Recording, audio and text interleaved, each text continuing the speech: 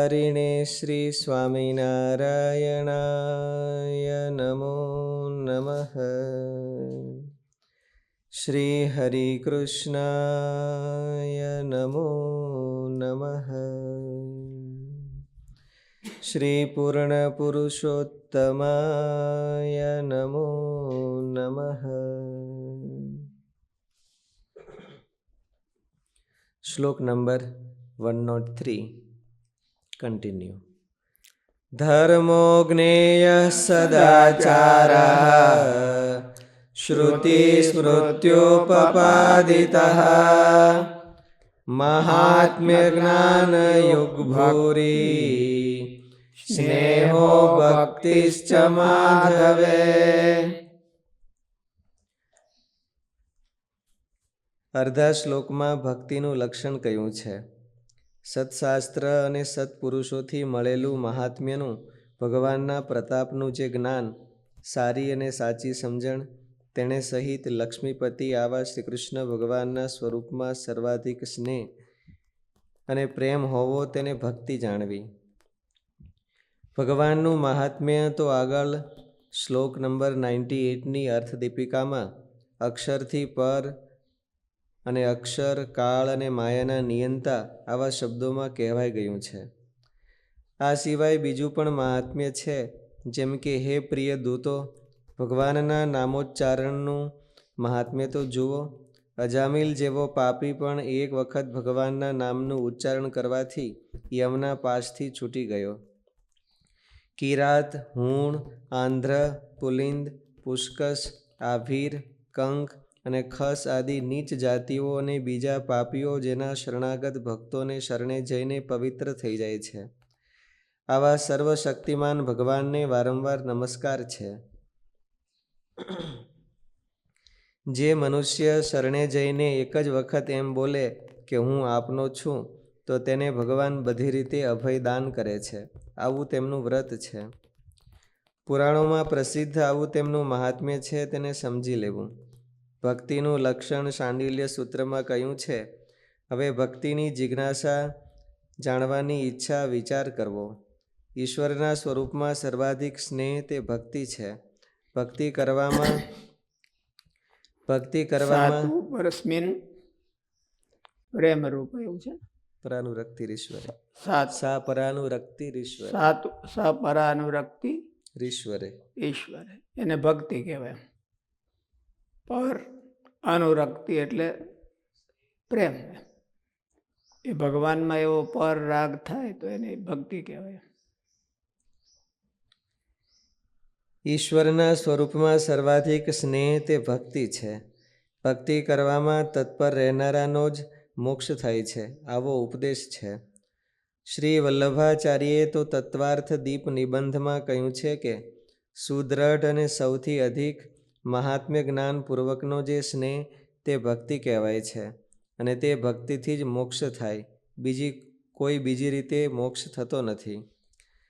તે ભક્તિ પણ ભક્તિથી ઉપજેલી ભક્તિ આવા ભાગવતના વચનને આધારે બે પ્રકારની કહી છે.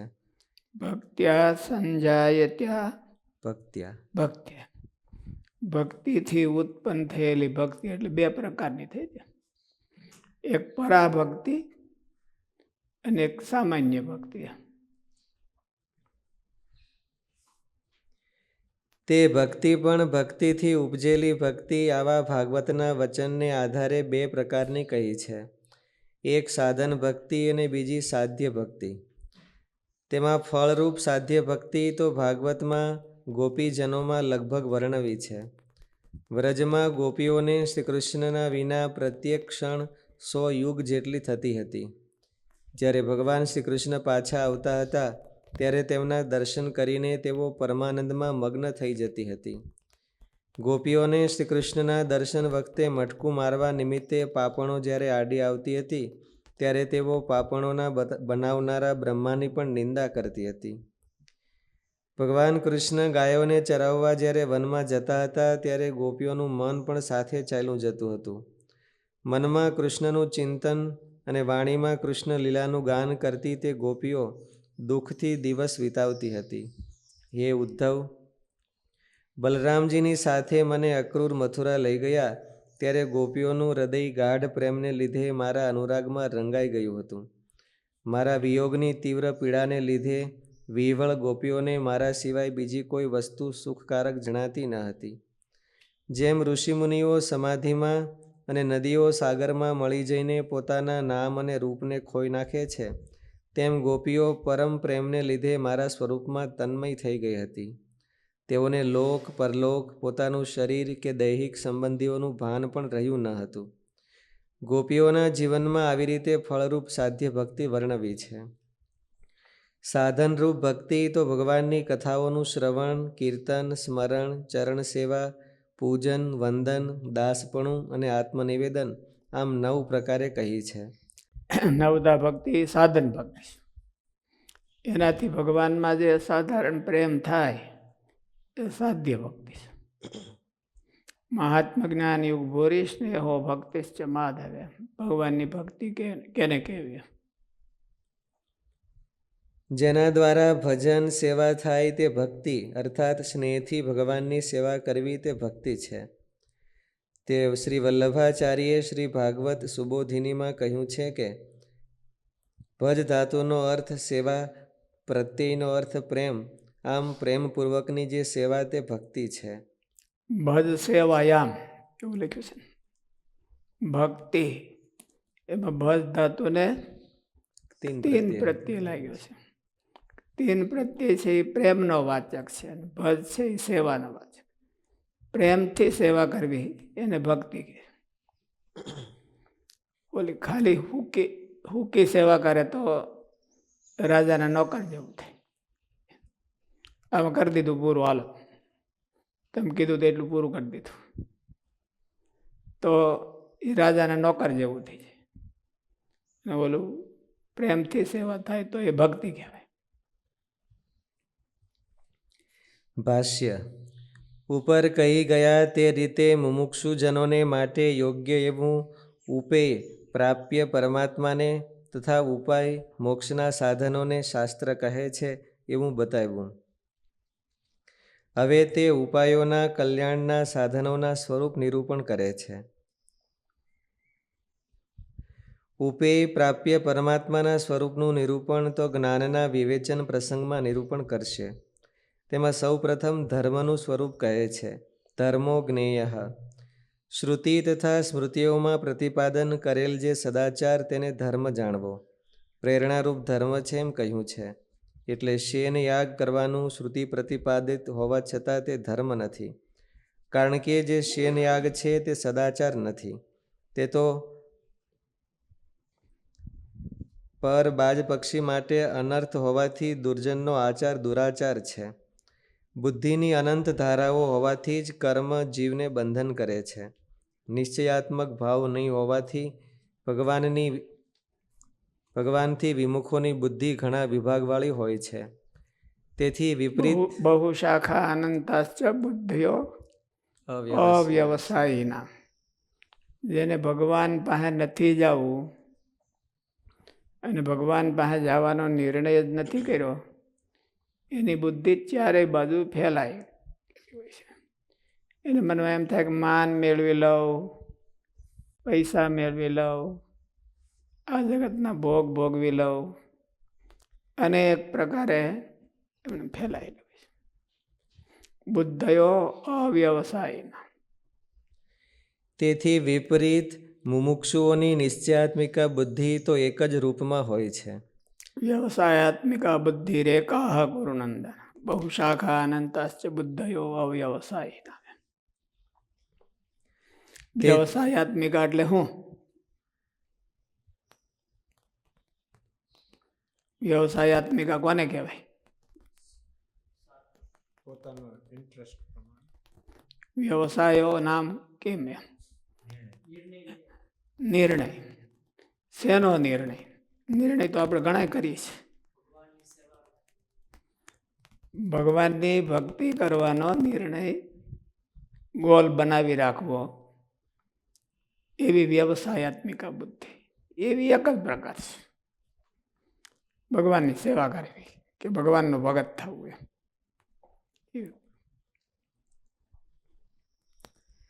તેથી ધર્મના સ્વરૂપમાં વિલક્ષણતા નથી.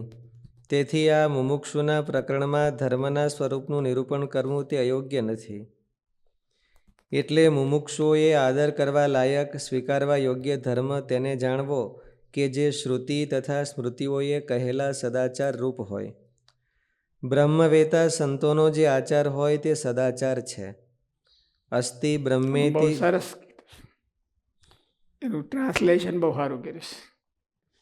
બ્રહ્મવેતા સત્પુરુષોનો આચાર જે આચાર હોય એ ધર્મ છે. સદાચારનો અર્થ એવો છે ને, સતામ આચાર. સતામ આચાર એટલે બ્રહ્મવેતા સત્પુરુષો એમનો જે આચાર એ આદર્શ રૂપ છે અને રોલ મોડેલ રૂપ છે. એ પ્રમાણે કરવાનું રાખો. બ્રહ્મવેતા સંતોનો જે આચાર હોય તે સદાચાર છે. અસ્તિ બ્રહ્મેતિ ચેદ વેદ સંતમ એનમ તતો વિદુહુ. પરબ્રહ્મના સ્વરૂપને સ્વીકારીને તેમાં જે શ્રદ્ધા રાખે તે સંત કહેવાય છે. મહારાજમાં પૂરી આસ્થા હોય તો એનો જે આચાર છે એ અનુસરવા જેવો હોય અને એ ધર્મ કહેવાય. અસ્તિ બ્રહ્મેતિ ચેત વેદ સંતમ એનમ તતો વિદુહુ. પરબ્રહ્મના સ્વરૂપને સ્વીકારીને તેમાં જે શ્રદ્ધા રાખે તે સંત કહેવાય છે. તે સંતોનો શુભ આચાર તો નિષ્કામ કર્મ છે. હવે ભક્તિનું સ્વરૂપ કહે છે. મહાત્મ્યતિ. સાધારણ રીતે પુષ્કળ સ્નેહ તો પ્રજા વગેરેમાં હોઈ શકે છે, છતાં તે ભક્તિ કહેવાતી નથી, કારણ કે સ્નેહનો વિષય ભગવાનથી જુદો છે. ઘણા પૂજ્ય તથા જે મોટા હોય તેમાં જે ઘણો પ્રેમ તે ખરેખર ભક્તિ છે. મહનીય વિષયે પ્રીતિ ભક્તિ ઇતિ ઉચ્યતે. મહનીય પદાર્થમાં જે પ્રીતિ થાવી એ ભક્તિ કહેવાય. ભગવાન એટલે તો મહાત્મ્ય જ્ઞાને સહિત એવું કીધું કે ભગવાનનું મહાત્મ્ય જાણીને એમાં જો હેત થાય તો એ પ્રીતિ કહેવાય. છોકરો હોય એને મા બાપમાં હેત થાય તો એ પિતૃભક્તિ કહેવાય. પણ બાપાને છોકરામાં હેત હોય તો એ પુત્ર ભક્તિ ન કહેવાય. મહનીય નથી. શાસ્ત્રએ એનું મહાત્મ્ય નથી કીધું એમ, કારણ કે એમાં વધારે વજન હોવો જોઈએ. ઘરવાળાને શાસ્ત્ર દ્રષ્ટિએ ઘરવાળાને પતિમાં પ્રેમ હોય તો એ પતિ ભક્તિ કહેવાય. પતિને પાછો ઘરવાળામાં બહુ પ્રેમ હોય તો એ આસક્તિ કહેવાય. એ પત્ની ભક્તિ ન કહેવાય. શાસ્ત્રએ એવું કીધું નથી એટલે એમ. એટલે મહનીય વિષયા પ્રીતિ ભક્તિ. શિષ્યોને ગુરુમાં અસાધારણ પ્રેમ હોય તો એ ગુરુ ભક્તિ કહેવાય. ગુરુને શિષ્યોમાં અસાધારણ પ્રેમ હોય તો એ આસક્તિ કહેવાય. મહનીય પદાર્થ ન થયો. જે કંઈક મહાત્મ્ય જાણવા યોગ્ય છે કે બેટર છે તો એમાં જ એને હેત થતું હોય તો એને ભક્તિ કહેવાય. હંધાઈથી મહનીય પદાર્થ છે એ પરમાત્મા છે, એના જેવો કોઈ બીજો છે નહીં. ન તત્સમ અભ્યધિકાશ્ચા. એના જેવોય કોઈ નથી તો એનાથી વધારે તો કોણ હોય. એટલે એમાં જેને હેત થાય એ જ ભક્તિ કહેવાય. ખાલી હેત થાય અને ભક્તિ કહેવાય નહીં. મહનીય પદાર્થમાં સ્નેહ થવો જોઈએ. સ્નેહ કોને કહેવો? આકર્ષણ હેતુ કો સ્નેહ. એમ એને આકર્ષણ થવું જોઈએ. આકર્ષણ ન થાય અને ઠીક છે આ બધા વાસડાને બધા ભેળા પડ્યા હોય. કાલે અમે ગૌશાળામાં ગયા હતા ને તો એક ગાય તાજી વિયાણી લીધી. એમ દોડી એક પાછી ઘૂંફળીઓ મારીને પાછી આવે. વાસડા પાસે આવીને હિંહોરા મારે બેક. વળી પાછી આમ આગે વહી જાય. વળી પાછી ફરીને આવી. એને આકર્ષણ હેતુકો ગુણો. કંઈક આકર્ષણ થવું જોઈએ ભગવાનમાં, એને સત્સંગમાં, ભગવાનના સાધુ ભગતમાં એને ખેંચાણ રહેવું જોઈએ. એ જેટલું ખેંચાણ થાય એને સ્નેહ કહેવાય. અને એ પાછો મહનીય પદાર્થમાં હોય તો એને ભક્તિ કહેવાય. મહનીય વિષયા પ્રીતિ ભક્તિ ઇતિ ઉચ્યતે, એને ભક્તિ કહેવાય. સુપિરિયર હોય એમાં થવું જોઈએ. ઇન્ફિરિયરમાં હોય તો એને આસક્તિ અને વાસના ને એવું કહેવાય. ઇન્ફિરિયર કે ને ઓકે. અને સુપિરિયર એટલે મહનીય પદાર્થ. સુપ્રીમ પદાર્થ કોણ છે અને એમાં આકર્ષણ થાય. વિશુદ્ધ બુદ્ધિનો સ્વભાવ એવો છે કે એનો પક્ષપાત કરે છે, પણ એની બુદ્ધિમાં કંઈક નબળાઈ ઘરી ગઈ હોય તો નબળાનો પક્ષ રાખે છે. એટલા માટે પક્ષને નિષ્ઠા કીધી છે. પક્ષનો અર્થ નિષ્ઠા થાય કે સુપરનો પક્ષ રાખે એને નિષ્ઠા કહેવાય. નબળાનો પક્ષ રાખે એ તો એની નબળાઈ કહેવાય. એટલે સુપર પદાર્થ હોય એમાં જે આપણને ખેંચાણ થાય અને એ વિષયમાં ખેંચાણ થાય. સ્નેહનું લક્ષણ હું ઓલામાં આવ્યું હતું, 2 લક્ષણ છે. એક આદિત્સા અને તર્પણેચ્છા. એને રાજી કરવાની ઈચ્છા અને એને મનમાં એમ થાય કે હું જઈને એની પાસે રહું, એને આદિત્સા કહેવાય. ગોપીઓને એવું કીધું હતું ને કે ઓલું અટતી યદ ભવાન અહનિકાનનમ ત્રુટિયુગાયતે ત્વામ પશ્યતા. ભગવાન હવારે વાછડા ચારવા જાય તો ત્રુટિયુગાયતે ત્વામ અપશ્યતામ જડમુદીક્ષતામ પક્ષ્મકૃત દ્રશામ એવું કીધું. બ્રહ્માને શાપ દેતી હતી. શેનો શાપ દેતી હતી? કે શ્રી કૃષ્ણ ભગવાનના દર્શન કરતી હોય તો આંખમાં પાપણ આડી આવે, મટકું મારવું પડે છે. એટલે બ્રહ્માએ આવી ગોઠવણી કરી. હવે અકલહીણો છે બ્રહ્માએ, એવી બ્રહ્માને શાપ દેતી હતી. એને કહેવાય આદિત્સા, ગ્રહણ કરવાની ઈચ્છા. ભગવાનને જાણે પી જ જાઓ. આપણે સત્સંગી જીવનમાં વર્ણન આવે છે. મહારાજ આવે ત્યારે સંતો જાણે એમ જાણે મહારાજને પી લેશે કે શું, એવું વર્ણન આવે છે. એને કહેવાય આદિત્સા. બહુ ભાવતી આઈટમ હોય તો કેમ નાખી જ દઉં, મારી પર નાખી જ દઉં, પેટ ના પાડે તો નાખી દઉં, એને કહેવાય આદિત્સા. એમ ભગવાન છે એને તો જેટલા માલિપા જેટલા જેમ જેમ નાખે એમ એમ ભૂખ અમુકની ઉગડતી જાય. ભગવાનનો એવો સ્વભાવ છે. આ જગતનો સ્વભાવ એવો છે કે જગ્યા એંગેજ કરે અને ભગવાન છે એ જગ્યા બનાવે વધારે. ભગવાનને અંદર નાખી તો એ જગ્યા વધારે મોટી મોટી જગ્યા કરતા થાય. અને આ જગતના પદાર્થો નાખી તો બધું એંગેજ કરી દે કે હવે જગ્યા નથી બીજી. કોની? ભગવાનની જ, બીજા કોઈ નહીં. એટલે આદિત્સા કહેવાય.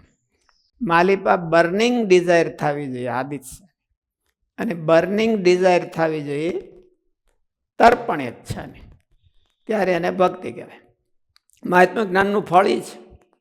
હું બહુ મહિમા જાણું છું પણ માઇક ઉડાડી ન શકું તો મહાત્મા જ્ઞાન શું એમાં? કમસે કમ માઇક બેહતો તો ઉડાડી નાખ્યું છે. મચ્છર બેહતો તો પેલું ઉડાડવાનું. એક હારે બેઠી હોય માઇક અને મચ્છર બે તો મચ્છરને પેલું ઉડાડી નાખવાનું, કારણ કે બટકા ભરે છે. અને માઇક તો ખાલી કોરોના ફેલાવતી છે. એટલે મહાત્મા જાણીને પછી મચ્છરે ન ઉડે ને માખે ન ઉડે તો મહાત્મા ન કહેવાય. મહાત્માનું ફળ શું? એને તર્પણેચ્છાનો ભડકો થવો જોઈએ, એને આદિત્સાનો ભડકો થવો જોઈએ કે હું આને જન્મે મેળવી જ લઉં, મૂકવું નહીં. બર્નિંગ ડિઝાયર, હળગતો ભડકો થવો જોઈએ એને, તો એને મહાત્મ જ્ઞાન સહિત. મહાત્મ જ્ઞાને સહિત નિશ્ચય કોને કીધો? મહાત્મ જ્ઞાન સહિત નિશ્ચય એટલે ભક્તિ જ. એનું લક્ષણ શું કીધું મારે? હું ન થાય, તમામ વસ્તુનો ત્યાગ થાય અને તમામ વસ્તુ શક્ય થાય. આ શક્ય બને ને આ શક્ય ન બને તો એને મહાત્મા નથી, સમજાણું નથી. એને મહાત્મા નથી સમજાણું કે આવું ન થાય ને આવું થાય. એટલે મહાત્મ્ય સહિત મહાત્મ જ્ઞાન યુગ ભૂરી સ્નેહો ભક્તિશ્ચ માધવે. મહાત્મ્ય સહિત મહાત્માનો અર્થ એવો છે કે એને ભૂખ જગાડે, એને તર્પણેચ્છાની ભૂખ જગાડે અને એને આદિત્સાની ભૂખ જગાડે. એને આકર્ષણ હેતુ કો ગુણ હે. સ્નેહ છે એનો અર્થ હું ચોંટી જાય ને. પેલું ફણસ હોય ને હાથે સુધારતા હોય તો હાથ ચોંટી જાય, ચપ્પુ સુધારતા હોય તો ચપ્પુ ચોંટી જાય. એ બધું એને સ્નેહ કહેવાય. મારે કે ગોળનું ઘાટું પાણી હોય તો હાથ અડાડે તો હાથ ચોંટી જાય, જે અડાડે ચોંટી જાય. એક જીભમાં ચોંટતું નથી, ભગવાને કુદરતી બનાવી. ઘી છે એ જીભમાં ચોંટે નહીં, ચોંટે? આખા શરીર ગમીને ચોપડો તો લપેડો થઈ જાય, પણ જીભમાં કરો તો કાંઈ નહીં. અને જીભ જ્યાં અડાડે ત્યાં ચોખ્ખ કરી નાખે. ભાઈ ઘી વાળી આંગળી થઈ હોય તો તમે હાબુ દો કે મોઢામાં નાખો, બે હરખું થઈ જાય, એકદમ હરખી સાફ કરી નાખે. હાબુ દો થોડીક વધારે ઓલી બરછટ કરી નાખે. અને આ જીભ છે પછી હુવાળી રહેવા દે અને સાફ કરી નાખે. જીભમાં ભગવાને આવો ગુણ મૂક્યો છે. પણ આકર્ષણ હેતુ કો ગુણ અને ચોંટી જવું જોઈએ, ભગવાનમાં ચોંટવું જોઈએ. એટલે ભગવાનને રાજી કરવાના સાધનમાં ચોંટવું એને ભગવાનમાં ચોંટ્યા કહેવાય. ભગવાન પાસે જઈને આગળ બેહે ખોડાઈને અને ભગવાનને પાછું કાંઈ કામ ન હોજવા દે તો એ ભક્તિ ન કહેવાય, એ માથાનો દુખાવો કહેવાય, હેડેક. ભગવાન એમ જાણે કે હેડેક આવ્યો છે. ભગવાનને તો હેડેક નહીં આવતો હોય, પણ આ ભગત થાય તો બીજો કોઈ હેડેક ન થાય શકે. કંસનો ભગવાનને હેડેક નહોતો, પણ ક્યારેક ક્યારેક અક્રૂરજી છે એ હેડેક કરે. મણી લઈ જાય ચોરીને પછી હેડેક જ કરે. કંઈ કંસની કોઈને ધોકા તો મરાય નહીં, કાકા હતા એટલે બીજું કાંઈ કહેવાય નહીં. પગે લાગવા સિવાય બીજો કોઈ ઉપાય નહીં. એટલે સાધુઓને તો આપણે, સાધુઓનો હેડેક હોય તો આપણે શું કરીએ? આપણે પગે લાગી, એક બે વાર વધારે પગે લાગવું પડે કે તમે બહુ મહાન છો, અને થોડીક સ્તુતિગાન કરવું પડે. તોય જો માનવું હોય તો માને, ને કે હું મહાન બાન નથી, હું જો કરું છું એમ કરવાનું. એટલે હેડેક ન થવું જોઈએ. આકર્ષણને બદલે હેડેક થઈ જાય આપણને. આપણે બહુ આકર્ષણ હોય ને બેસીને ખોડાઈને આગળ જ બેસીએ આપણે, તો પછી હેડેક થઈ જાય. આકર્ષણ હેતુ કો ગુણો એને સ્નેહ કહેવાય. તર્ક સંગ્રહમાં શું આવે છે? કોને સ્નેહ કોને કહેવાય? કોણ ભણ્યું છે? કોઈ ભાડ્યું છે?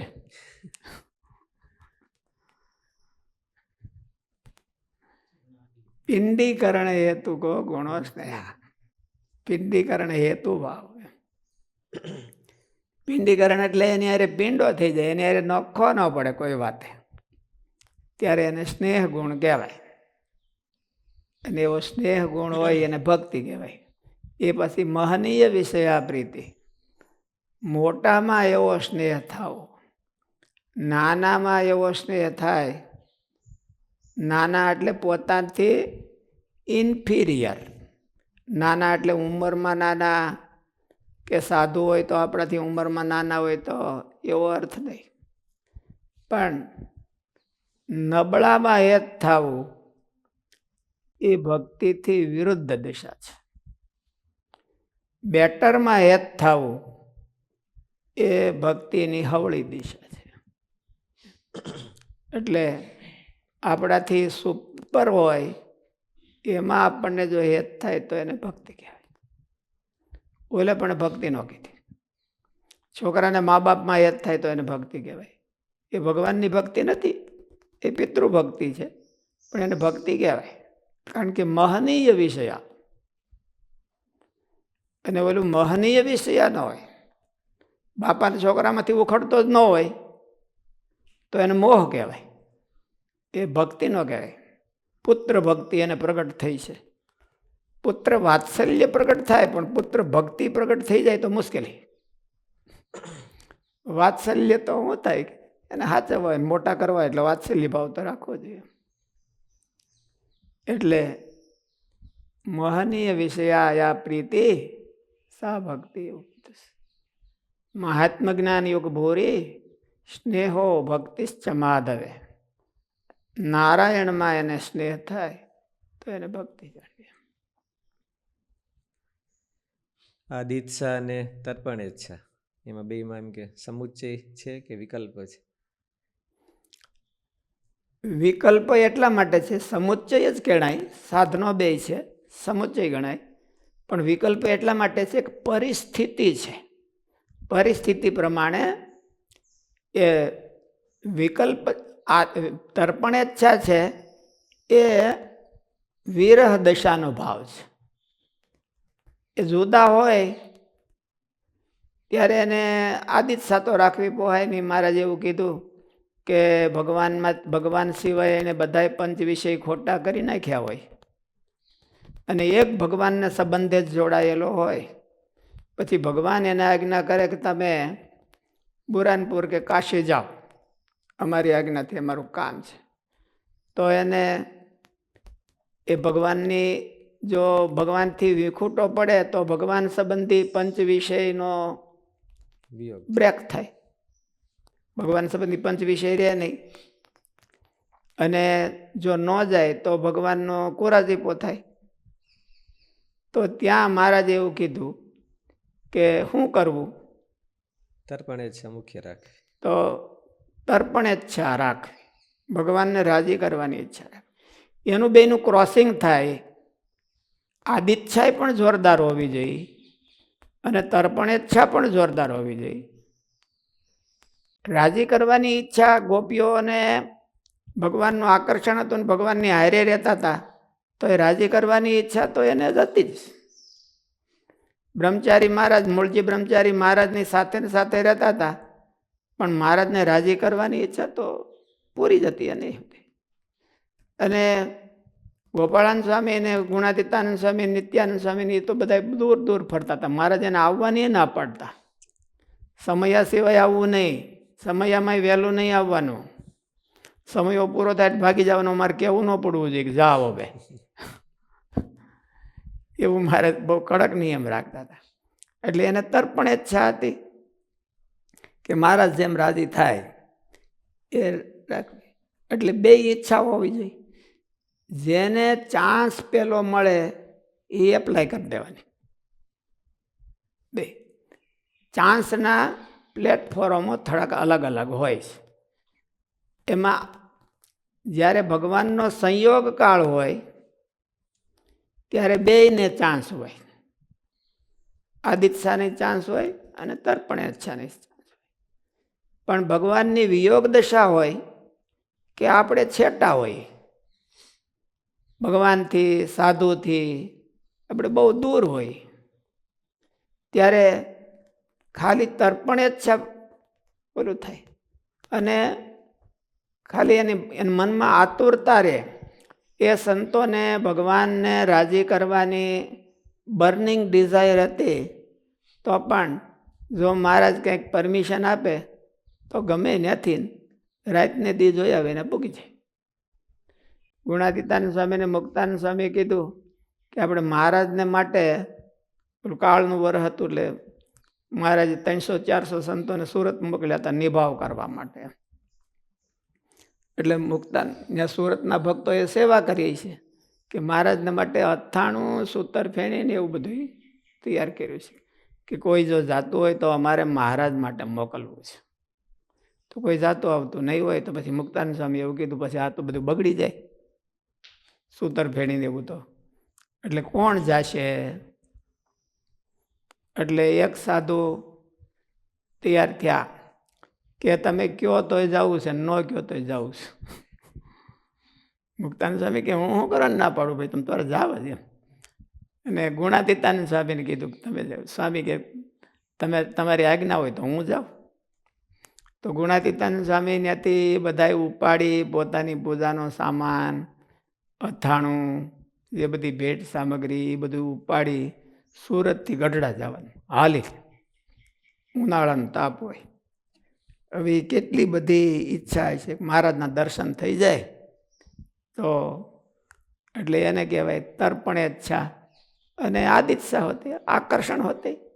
મહારાજ પાસે જવાનું આકર્ષણ અને મહારાજને રાજી કરવાની ઈચ્છા, બે ચાન્સ જે પેલો મળે એ.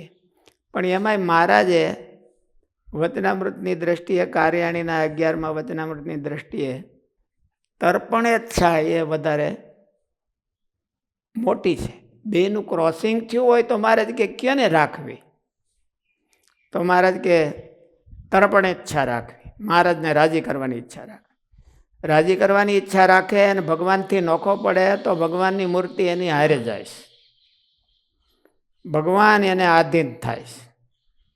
બળીરાજાએ ભગવાને જેમ કીધું એમ કરી દીધું તો ભગવાન પછી બંધાઈ ગયા. બળીરાજાને તો થોડીક વાર બાંધ્યો, પણ ભગવાન મહારાજ કે આજ સુધી આજ ભગવાન બળીના દ્વારે ઊભા છે, નોકર થઈને ઊભા છે, દ્વારપાળ થઈ અને ભગવાન ઊભા છે. કારણ કે ભગવાન એવા ભક્ત વત્સલ છે, કૃપા સાગર છે. કોક જો પોતાનું બહુ ધાર્યું કરે, થોડું થોડું પોતાનું ગોઠવે નહીં માલિપા, તો ભગવાન એને વશ થઈ જાય છે અને ભગવાન એની ચારેય બાજુ એમ કે રક્ષા કરે છે. એટલે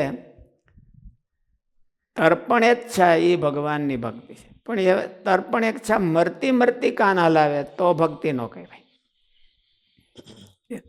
તર્પણેચ્છા બર્નિંગ ડિઝાયરના રૂપમાં હોવી જોઈએ કે આ વખતે કરું કે મરું એમ, તો એને બર્નિંગ ડિઝાયર કહેવાય. આ જિંદગીમાં મહારાજને રાજી કરું અને કાં મરું, બે વાના ન થાય. કાં રાજી કરી લો, રાજી ન થાય તો મરું એમ. એટલે એવું તર્પણેચ્છા થાય એ આદિત્સા કરતાં પણ વધારે. પછી જે તર્પણેચ્છા કરતા હોય એને આદિત્સા ઓછી હોય એવું અર્થ નથી, એને હોય જ એટલી. રાજી કરવાનું તાન હોય તો એને દર્શન કરવાનું તો તાન હોય જ, એને વધારે હોય ઉલટું. એટલે અંગ ફેર, પણ આમાં એને વધારે, મારે બેયમાં આ વધારે કીધું. હવે એ ભક્તિનું સ્વરૂપ કહે છે મહાત્મ્યથી. રામાયણમાં બે જુદું જુદું હતું. ભરતજીને ભગવાનથી દૂર રહે અને રાજી કરવા એવું અંગ હતું, અને લક્ષ્મણજીને દૂર રહીને નહીં, એને ભેળું જ જોઈએ. રામચંદ્રજી ભગવાનને લક્ષ્મણજી બે નાના હતા, ઘોડિયામાં હુરાવે તો એકનું માથું આ બાજુ ને એકનું આ બાજુ, ઘોડિયું બે હારે જ જોઈએ તો જ એને ઊંઘ આવે, નહીં તો પાછું હારે ઊંઘ ન આવે. બે છોકરાને એક ઘોડિયામાં એક ઓલું હોય ને એમાં હુરાવીએ કાંઈ, હું એકના નાકા બે બાજુ, માથું હોય એ બાજુ નોખા રાખે ને પગ હોય એ બાજુ ભેળું રાખે, ઓલાને ઓલી બાજુ ન બેઠે.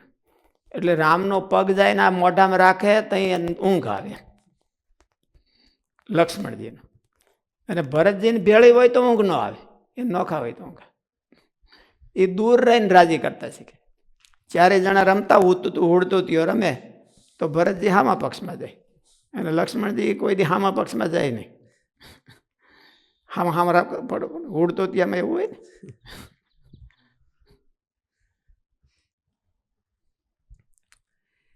હવે એ ભક્તિનું સ્વરૂપ કહે છે મહાત્મેતી. એટલે એને બેને એવા અંગ હતા.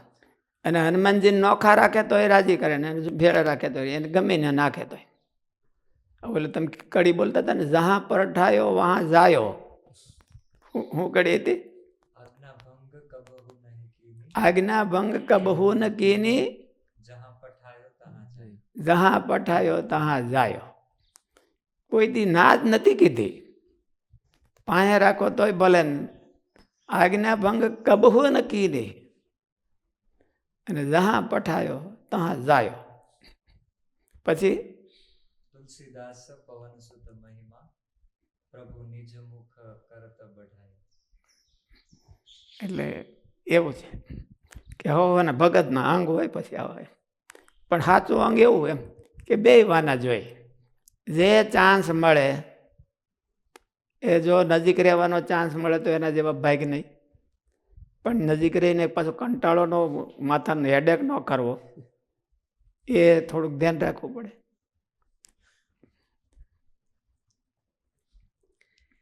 સાધારણ રીતે પુષ્કળ સ્નેહ તો પ્રજા વગેરેમાં હોઈ શકે છે. એટલે નારદજીએ ભક્તિનું લક્ષણ જુદું કર્યું છે. તદર્પિત અખિલા ચારતા તદ વિસ્મરણે તદ વિરહે પરમ વ્યાકુલતા. એમ એટલે અર્થ જ આજ કર્યો. તદર્પિત અખિલા ચારતા એટલે એને સમર્પણ, ટોટલ સમર્પણને ભક્તિ કહેવામાં આવે છે. કંઈક ડેડિકેશન હોવું જોઈએ. અને એ મહિમા જાણ્યા વિના ડેડિકેશન થાય નહીં. જેટલું ડેડિકેશન થાય છે એટલું મહિમા એને જાણેલું છે. અને મહિમા ખૂબ ગાતા હોય અને ડેડિકેશન કંઈ ન કરી શકે તો એ મહિમા સાચો નથી, ખોટો મહિમા છે. સાધારણ રીતે પુષ્કળ સ્નેહ તો પ્રજા વગેરેમાં હોઈ શકે છે, છતાં તે ભક્તિ કહેવાતી નથી. કારણ કે સ્નેહનો વિષય ભગવાનથી જુદો છે. ઘણા પૂજ્ય તથા જે મોટા હોય તેમાં જે ઘણો પ્રેમ તે ખરેખર ભક્તિ છે. તે મોહનીય વિષય પ્રીતિ એનો શ્લોક છે. તે અંગે વિદ્વાનો કહે છે મહનીય પૂજ્યોમાં પ્રીતિ તે ભક્તિ છે. આવો બધો વિચાર કરીને ભક્તિનું લક્ષણ કર્યું છે. સ્વરૂપ, ગુણ વગેરેના મહિમાના જ્ઞાન સાથે સૌથી અધિક પૂજ્ય એવા જે ભગવાન, તેના સ્વરૂપમાં જે અત્યંત સ્નેહ, તેને ભક્તિ કહેવાય છે. બીજે બધે હોય તો એ ઔપચારિક ભક્તિ કહેવાય છે. સાધુમાં પણ મહિમા અને જે હેતભાવ હોય એ ઔપચારિક કહેવાય. ખરેખર કરવાનો તો ભગવાનમાં. પણ સાધુઓ એનું માધ્યમ છે એવું કીધું. સત્સંગમાં એવું કીધું કે એને સાધુમાં ભગવાનના જો સાચા સંત હોય અને એમાં જો એને હેત થઈ જાય તો એને ભગવાનમાં હેત ન હોય તો એ થશે, અને થઈ જ ગયું કહેવાય. એમ એ ઘણું ખરું પૂરું થઈ ગયું કહેવાય. સાચા હોવા જોઈએ.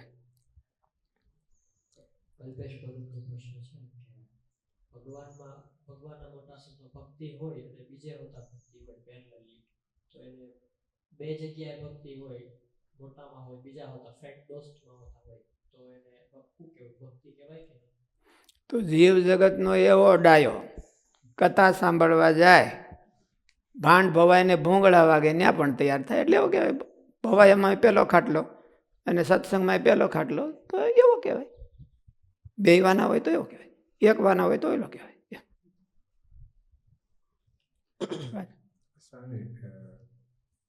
કીધું કે સત્પુરુષ હોય એમાં, સાચા સત્પુરુષ હોય એમાં હેત થાય તો એને ભક્તિ થઈ ગઈ કહેવાય.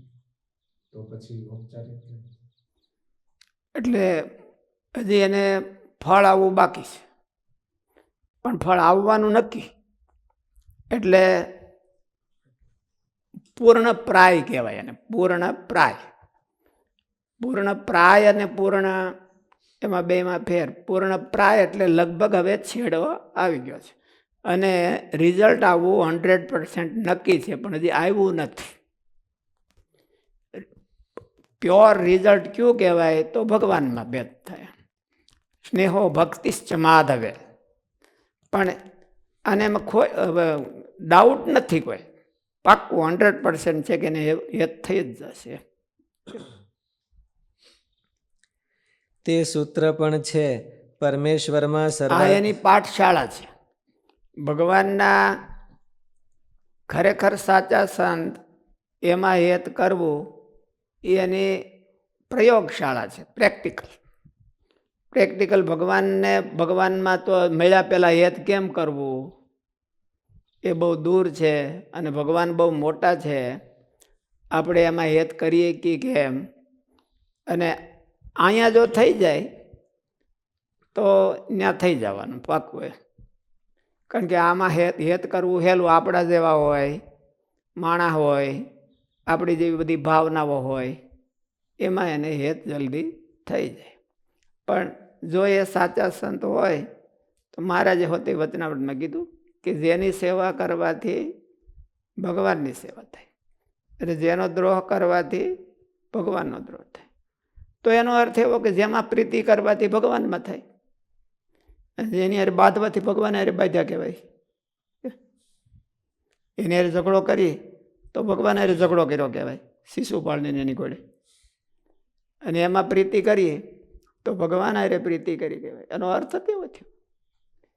જેને રાજી કરવાથી ભગવાન, શું કીધું, જેની સેવા કરવાથી ભગવાન, જેની સેવા કરવાથી ભગવાનની સેવા થતી હોય અને જેનો દ્રોહ કરવાથી ભગવાનનો દ્રોહ થતો હોય, તો એ જ ન્યાય કે જેમાં હેત કરવાથી ભગવાનમાં હેત થાય. એમાં નોખું ન કરવું પડે. અને જેની હારે ઝઘડો કરવાથી આની હારે ઝઘડો થઈ ગયો એમ માની લેવાનું ભગવાનની હારે. એટલે ભગવાન તો પાછા ઝઘડો કરે તો બંટા મારે, આ બંટા ન મારે, એટલો ફેર. ભગવાન તો મારે પાછા, દોક લાવે હારી પેટ. એને છૂટી છે, સાધુને છૂટી ના પાડી કે તમારે કોઈ ઝઘડો કરે તો આ છૂટી નહીં, એ હું કામ કરી દઈ. તે સૂત્ર પણ છે પરમેશ્વરમાં સર્વાધિક પ્રેમ તેને ભક્તિ કહેવાય છે. ભગવાનના સ્વરૂપમાં અતિશય સ્નેહ થવાનું કારણ તો મહાત્મ્યનું જ્ઞાન છે. એ સ્નેહ થવાનું કારણ મહાત્માનું જ્ઞાન છે. સ્નેહ થાય.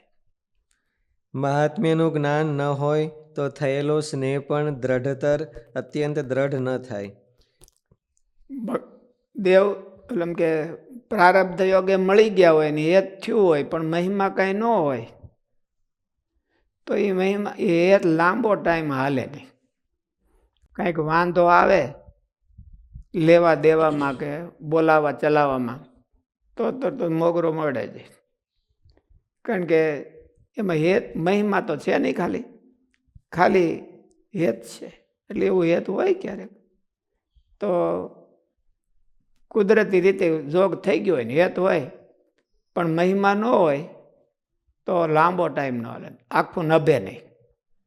કારણ કે ગહારો આવે ત્યારે, ગહારો આવે ને તોય ન જાય તો એનું નામ સાચું હેત કહેવાય, તો મહિમાનો હેત કહેવાય.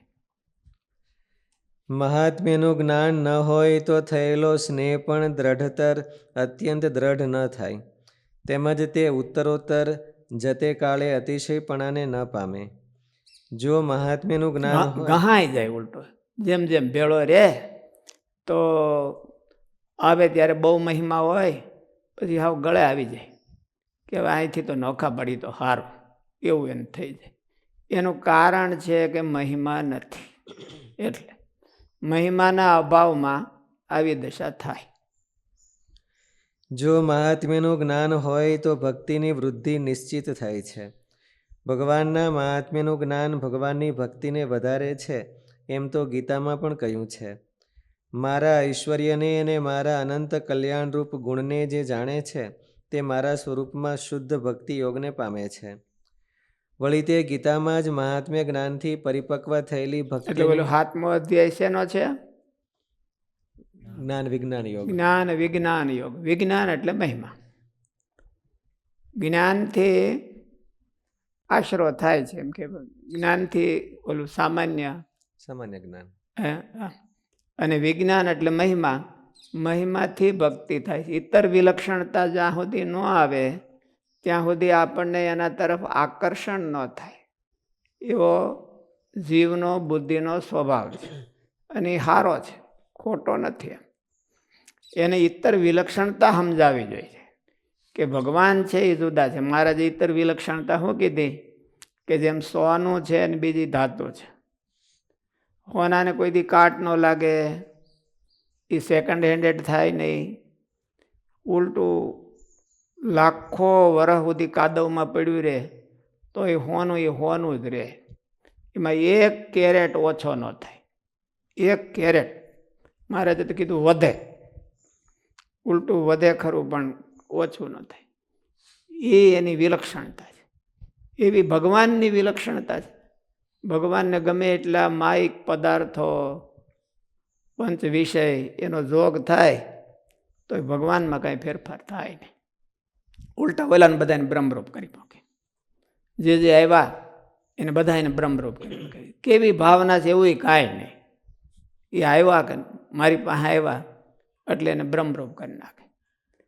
એવો ભગવાનનો અસાધારણ મહાત્મા એ એક અને એકનું જ છે, બીજો કોઈનું નહીં. એવું જાણી અને એમાં હેત થાય તો એ ભક્તિ કહેવાય. અને એવો મહિમા ન જણાનો હોય તો વારા ઘડીએ ધોખો થાય કે આ કેમ છે, આપણે કંઈ સમજતા જ નથી. આપણને તો સમજતા જ નથી. એ પોતાનો કક્કો પકડીને બેઠા હોય છે, એ આપણને કેદી સમજે? કોઈક એવા ગુરુ ગોતીએ કે આપણને સમજે.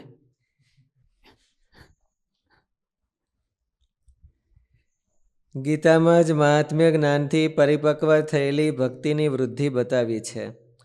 હું સર્વ જગતની ઉત્પત્તિનું કારણ છું અને મારાથી જ બધું ગતિશીલ છે. યદ યત વિભૂતિમત સત્વમ યદ યત ઉર્જિતમેવ ચ એકાંશેન સ્થિતો જગત. પછી આખો શ્લોકો છે.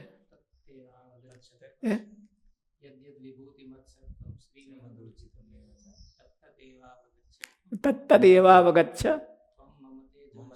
મમ તેજોંશ સંભવમ. મારા એક અંશમાંથી આખું જગત હાલે છે. અને એમાં જે સારું છે એ તો કેવળ ને કેવળ ભગવાન મારી દ્રષ્ટિથી જ છે, બાકી તો બીજા કોઈ નથી. એટલે ભગવાને આપણને કંઈક ગુણ આપ્યો હોય તો બહુ પેની ઊંચી રાખીને ન હાલવું, અમુક ફણા ઊંચા રાખવા, એટલે બહુ ધોડાય નહીં. નગરી પેની ઊંચી કરીને હાલે રાખે ભગવાન તો પછી ભગવાન રાજી ન થાય. ફણા એટલે શું? પગના આગળના ભાગ. હું સર્વ જગતની ઉત્પત્તિનું કારણ છું અને મારાથી જ બધું ગતિશીલ છે એમ સમજીને જ્ઞાનીજનો ભક્તિ ભાવાન્વિત થઈને મને ભજે છે.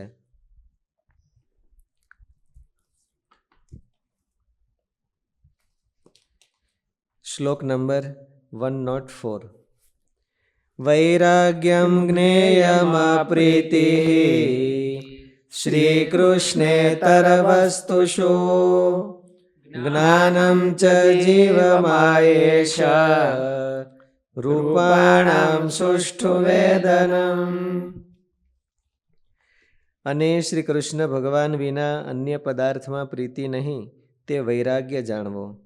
અને જીવ, માયા અને ઈશ્વર તેમના સ્વરૂપને જે રૂઢી રીતે જાણવું તેને જ્ઞાન કહીએ. વૈરાગ્યનું લક્ષણ શ્રી કૃષ્ણ ભગવાન સિવાયના વસ્તુ પદાર્થોમાં અપ્રીતિ, અરુચિ, તેને ભોગવવામાં ઉદાસીનતા, તેનું નામ વૈરાગ્ય છે એમ સમજવું. રાગ વિષય ભોગમાં પ્રેમ, તેનો અભાવ, વિષય ભોગમાં પ્રેમ ન હોવો તેને વૈરાગ્ય કહેવાય. જે ભક્તને શ્રી કૃષ્ણ રંજયતી ઇતિ રાગ, મનમાં ખુશી થઈ જાય. આપણે બહાર ન થઈ શકતા હોય તો ખાલી પણ મનમાં ચહેરો ફરી જાય. આપણે કોઈક વખાણ કરે તો શું થાય આપણે? અને ક્રિટિસાઇઝ કરે તો માલિપાથી આમ થઈ જાય, માલિપાથી આમ ઓલા થઈ જાય. એને કહેવાય રાગ. રંજયતી ઇતિ રાગ એટલે આપણને માલિપાથી બહુ આમ ખુશ ખુશ કરી દે. કૂતરાનો રોટલો ખાતું હોય ત્યારે શું થાય ખબર છે? હે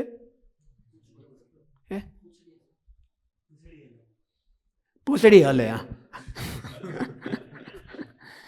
પૂંછડી બંધ ન રાખે એટલે આપણે પૂંછડી હલવી નહીં, બાંધીને પછી ઓલું કરવું થોડું. આપણું ધાર્યું થઈ જાય ત્યારે કે આપણે કોઈક વખાણ કરે કે તે ઓલી પૂંછડીને ત્યારે બાંધી દેવી, હલવી ન જોઈએ. એટલે હું કોઈકને ખબર ન પડે. ઓલું માલિપા તો જે થવાનું હોય એ થાય, પણ ઓલું પૂંછડી છે ને એ ચાડી ખાય છે. આમ કે હલે એટલે ચાડી ખાય કે આ બહુ ખુશ થઈ ગયા છે મહાત્મા એમ. એટલે આપણે તો હોય નહીં, પણ તોય બાંધવી પડે કે જે બધું હલતું હોય એ બાંધી દેવાનું.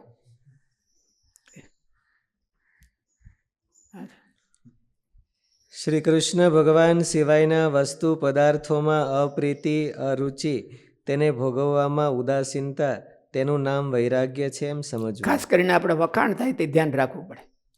અને બીજા હોય તેને કહેવું કે મારી પૂંછડી પકડી રાખજે ને, હલવી ન જોઈએ બહુ. વખાણમાં એવું થતું હોય છે. સંતોને બીજું કાંઈ જરૂર ન હોય એટલે ખાલી એકનો આધાર હોય.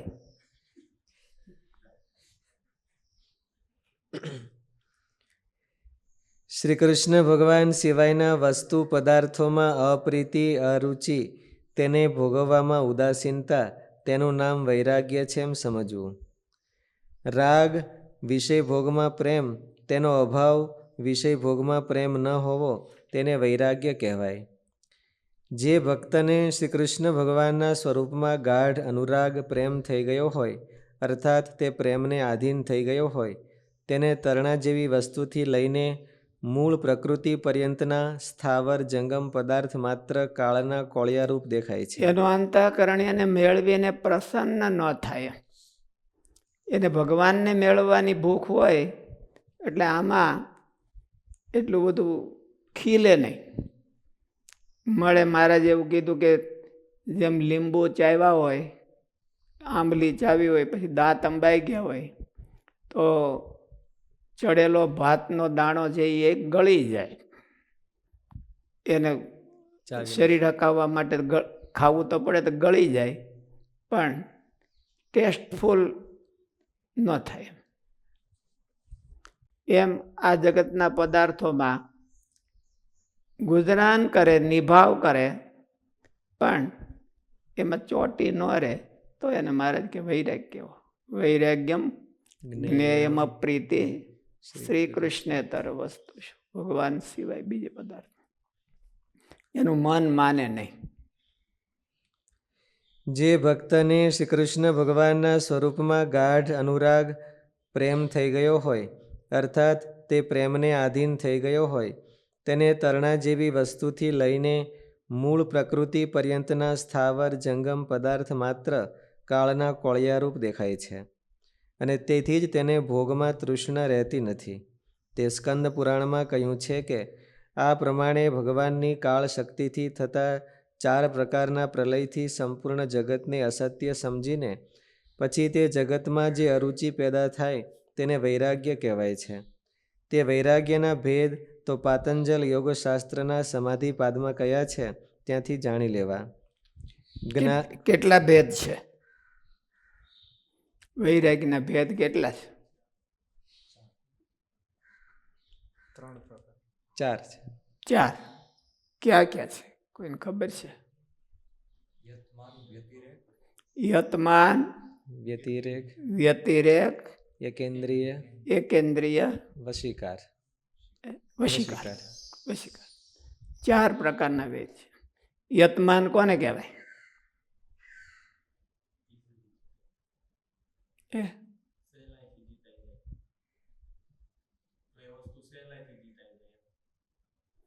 પ્રયત્ન કરે એટલે મૂકવાનો પ્રયત્ન કરે અને યતમાન કહેવાય.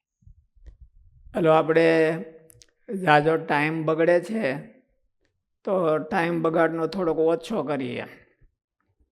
દરરોજ 2 કલાક બગાડતા હોય તો હવે હું 1 કલાક બગાડીશ. એટલે એને ઓછો કરવો તો એને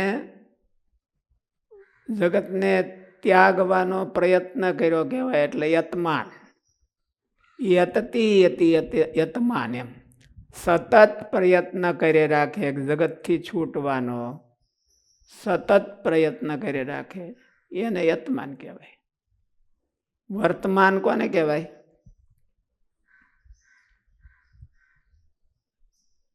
કોને? જે વર્તતે ઇતિ વર્તમાન. એટલે સતત પ્રયત્ન કરી રાખે, છેલ્લા શ્વાસ સુધી પ્રયત્ન કરી રાખે એને યતમાન કહેવાય. યતતે ઇતિ યતમાન. યતતે વર્તમાન કૃદન થયું કહેવાય. વર્તમાન કૃદન એટલે પ્રયત્ન કરી જ રાખે, થાય ન થાય એ ભગવાનના હાથમાં. પણ જગતથી છૂટવા માટે આસક્તિના સ્થાનો હોય એમાં આસક્તિ ઓછી કરવા માટે નવા નવા પ્રયોગ કરીને જિંદગીભર એની હારે લડતો રહે. મૂળજી ભગતની ખબર છે? મૂળજી ભગત ગુંદાસરાવાળા હતા, તો એને વાડીએ જવું હોય તો એક રસ્તો ગામમાંથી ફરીને જાય, આમ આખું ગામ ફરીને જાય. અને બીજો એક શોર્ટકટ હતો, એ કોઈક માણસના ઘરના નવેળું હોય એમાંથી જતો હોય, એટલે ત્યાંથી ભગત ત્યાંથી હાલે. ત્યાંથી હાલે એટલે ઓલા માણસો રહેતા હશે એને ભગત ત્યાં વાંધો હશે કંઈક, એટલે એ ભગતને પછી ગાળ્યું દે કે નબળા શબ્દો બોલે એને, આવો છે ને તેવો છે ને. એટલે પેલા બીજા હરિભક્તોને બધા એને બહુ ભગતના પ્રત્યે રિસ્પેક્ટ, અને એ સાંભળે એટલે કે ભગત તમે ન્યા શું કરો હાલો છો? એ બધા નબળા માણસો છે, તમારે આમથી હાલું, તમને ઓલા નબળા શબ્દો કે એનું દુઃખ અમને બધાને થાય, અને કંઈ કહી ન એ કંઈ. એટલે ભગત કહે કે તમે બધા મારા વખાણ કરો અને બધા ઓલું કરો, માન જાળવો, એટલે મને તો બહુ સારું લાગે. પણ કોઈક ગાળું દે ત્યારે કેમ થતું હોય છે, એટલે હું પ્રેક્ટિસ કરવા હાટું ત્યાં જાઉં છું. અને મને કાંઈક થાય છે કે નહીં માલિપા, તો એને યતમાન કહેવાય. એને તો ભગતને તો બહુ વૈરાગ્યું હતો, પણ આ બધાને બતાવવા હાટું કે મને કાંઈ થાય છે કે નહીં. આપણી કોઈ ક્રિટિસાઇઝ કરે ત્યારે શું થાય? આપણી ક્રિટિસાઇઝ ન કરે ને બીજાના વખાણ કરે આપણા પડખે બેઠા હોય એના, તો શું થાય? તો આપણું કેમ થાય? મોઢું કેમ રહે? તો એ ધ્યાન રાખવું, અને એને હરખું રાખવા ટ્રાય કરતો જાય તો એને યતમાન વૈરાગ કહેવાય. આપણને ગમતું ન ગમતું કંઈક બને અને એમાંય બેલેન્સ રાખે તો એને યતમાન કહેવાય. એવી ટ્રાય કરી રાખવી જોઈએ. શાસ્ત્રીજી મહારાજે કેસેટમાં લખે છે ને કે મસંગ શસ્ત્રેણ દ્રઢેન છિત્વા, અસંગરૂપી શસ્ત્રથી કાપી નાખો. એમ સ્વામી વાત કરે છે કે સ્વામીને એક ત્યાં વરતાલમાં કોઠારી હતા, એણે એક પુસ્તક આપ્યું હતું, વચનામૃતનું પુસ્તક. અને ત્યારે સ્વામી પાસે એક પુસ્તક તો પૂજામાં વાંચતા જ હશે, અને એક બીજું પુસ્તક નિર્ણય સાગર પ્રેસના પુસ્તકો બહુ વખણાતા. અત્યારે હોતે આ બધે આજે શિક્ષાપત્રી છે નિર્ણય સાગરની છે, અને એ બહુ એનું બાઇન્ડિંગ ને બહુ એકદમ વખણાતું, ભૂલે ન હોય લગભગ, એવું બધું હતું. એટલે એવું વચનામૃતનું પુસ્તક હશે એ સ્વામીને આપ્યું. સ્વામીને પ્રત્યે એમને રિસ્પેક્ટ બહુ હતો કે સારા સાધુ છે, હોય તો સ્વામી ત્યારે નાના ભણતા ત્યારે, કે આ પુસ્તક તમે લઈ જાઓ, રાખજો. એટલે સ્વામી કીધું ભગત મારી પાસે છે પુસ્તક, મારી પાસે વધારે છે, પણ આ બહુ સારું છે, તમે રાખજો. એમ કરીને પરાણી દીધું. પછી સ્વામી નાનો પાડી જાય કે મોટાને ઓલું થાય, અપમાન થાય, એટલે ભાડો ભાડે એમ થાય કે વૈરાગની પૂંછડી થઈ ગયો છે. એટલે મનમાં એમ સ્વામી લઈ લીધું. લઈને પછી એ ક્યારેક એકાદ વખત લાગ જોઈ અને ભગત બેઠા છે ને કોઈકની હારે વાતો કરતા છે, સ્વામી પાછું ત્યાં મૂકી આવે એને હાથને હાથ. પછી એને ખબર પડી ગઈ કે એ ભાઈ કેમ તું પાછા મૂકી ગયા તમે? એટલે કે ભગત તમારી પાસે છે જ પુસ્તક છે. એટલે ત્યારે સ્વામી કહેતા કે મસંગ શસ્ત્રેણ દ્રઢેન છિત્વા. વાત તો નાની હોય, પણ આપણે ગમી જતી હોય એવી હોય એમાંથી આપણે મન ઉખેડી ન શકીએ. એટલે એ મન ઉખેડતા શીખવું. કોમ્પ્યુટરનું સારું વર્ઝન ભાળીએ આપણે તો આ ઓલો મોબાઈલ છે એનો કયો સારો ગણાય? એમાં એપલ સારો ગણાતો હોય ને એમાં પાછું છેલ્લું વર્ઝન એક્સ હોય ને કયું? હવે તો 11 આવી ગયું. હે 12 આવી ગયું. 12 આવી ગયું. કેદી આવી ગયું આટલું બધું? કોરોનામાં. એ બહાર પડે અને આપણી પાસે જીઓનું ઠોબારું હોય તો આપણે તો મફત મળતું હોય, આપણે તો કંઈ કમાવા જવું નહીં. તો શું થાય? નવું વર્ઝનનું લાડુ પડે કે ન પડે? આપણે હરખું કરી નાખવાનું, કોઈ ભાડે એમ કરી નાખવાનું. પણ 1-2 લાડુ તો પડી જાય કે ન પડી જાય? 1-2 લાડુ પડી જાય. એટલે ત્યારે મસંગ શસ્ત્રેણ કરવાનું. અસંગ ન કરી તો કાંઈ નહીં, મસંગ.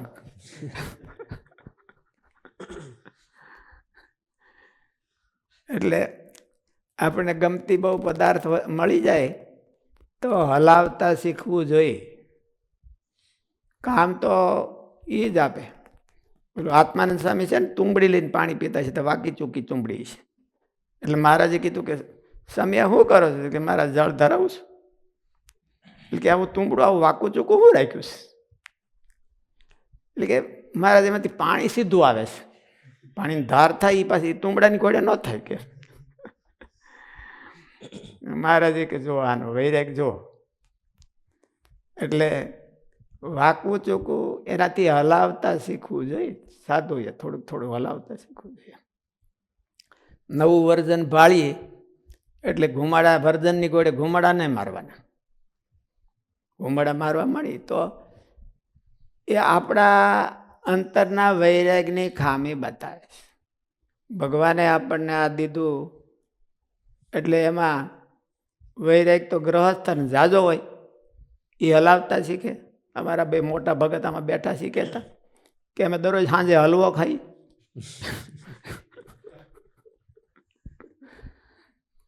મેં કીધું દરરોજ સાંજે હલવો? હરિભક્તોને બહુ આશ્ચર્ય થયું કે દરરોજ સાંજે શેનો હલવો કરો?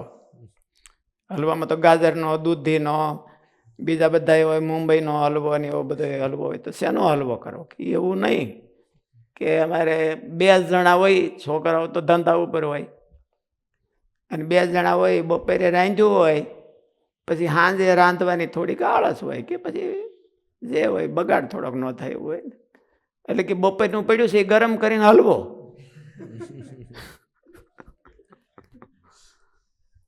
એટલે એ હલવો ખાધો કહેવાય. એટલે એવો હલવો, પણ સાધુને હલવો પોહાય નહીં. સાધુને તો અમારે આમ જોઈ જ હલવો ખાય તો આમ તો તાજા થઈ જાય, પણ હલવો ખાય જ નહીં. કે હલવામાં શું ખાવું છે? પીઝા લાવો કે પાવભાજી લાવો. હલવો તો એ તો બધા જૂના બધા હલવો ખાતા. અટાણના નવા કોઈ હલવો ખાય નહીં. એટલે આપણે થોડોક એવો વૈરાગ રાખવો જોઈએ. થોડુંક હલાવતા શીખવું જોઈએ. સેકન્ડ ક્વોલિટીથી હલાવતા શીખવું જોઈએ. હાઈ ક્વોલિટી જોઈએ એવું બહુ ન રાખવું, ધ્યાન રાખવું જોઈએ.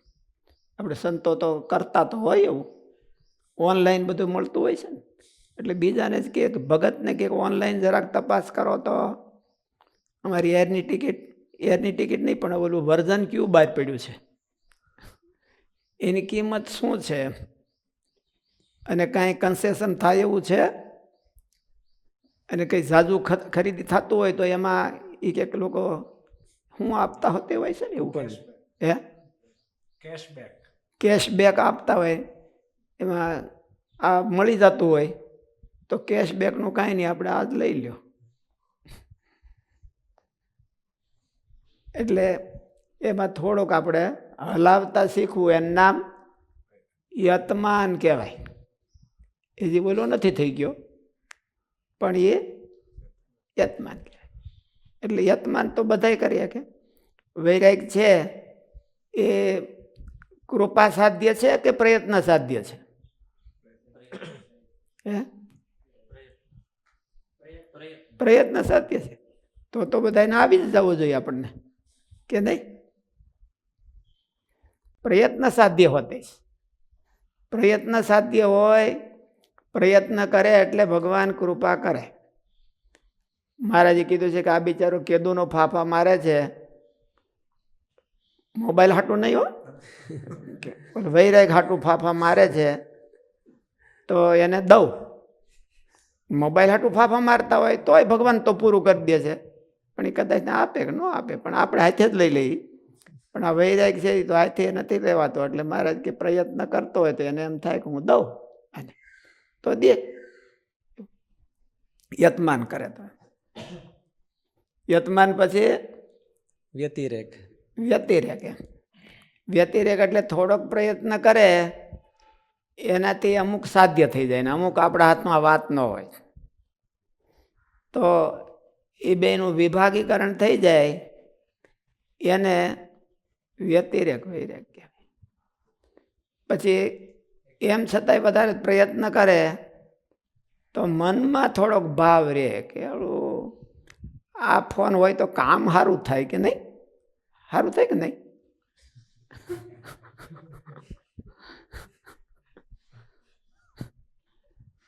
બીજી ક્યાંય બોલો ગમે ત્યાં ગયા હોય તોય તરત જ લાગી જાય ફટ દઈને.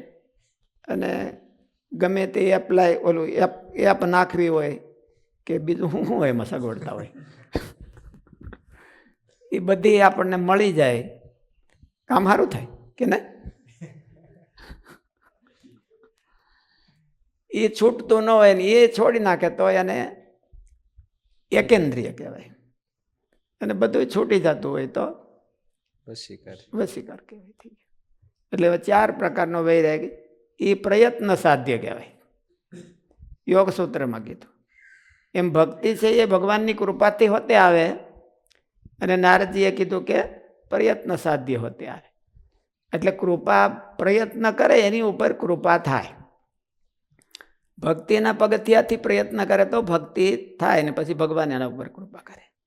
એમ વૈરાગના પગથિયાથી જો આપણે ટ્રાય કરીએ તો વૈરાગ હોતે આપણને થાય ને ભગવાન કૃપા કરે એટલે મોર લાગી ગઈ કહેવાય, પછી એને વાંધો ન આવે.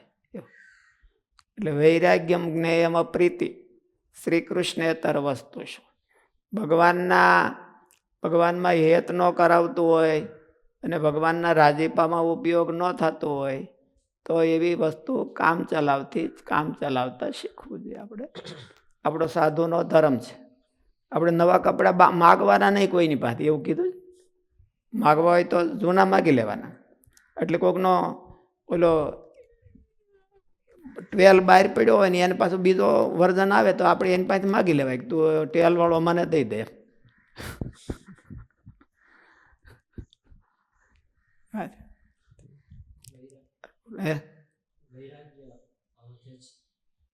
પ્રેક્ટિસ કરવાથી જે વૈરાગ આવ્યો હોય, ભગવાનના ભગતની સેવા કરવાથી કૃપાથી જે વૈરાગ હોય, બેમાં સહેલું કયું પડે, ફેર શું પડે? કૃપાથી આવ્યો હોય વૈરાગ તો એ કામ વધારે આપે. આપણે પ્રયત્નથી કર્યો હોય તો ક્યારેક ભૂલ ખાઈ જાય. એટલે બેયવાના થાય. જે પ્રયત્ન કરતા હોય એની ઉપર જ કૃપા થાય છે, એમને સીધી કૃપા થાય નહીં. પ્રયત્ન કરતા હોય એની ઉપર કૃપા થાય. એટલે એ તો એની પૂર્ણાહુતિ કહેવાય. ભગવાન રાજી થઈ જાય એટલે એની પૂર્ણાહુતિ થઈ ગઈ કહેવાય.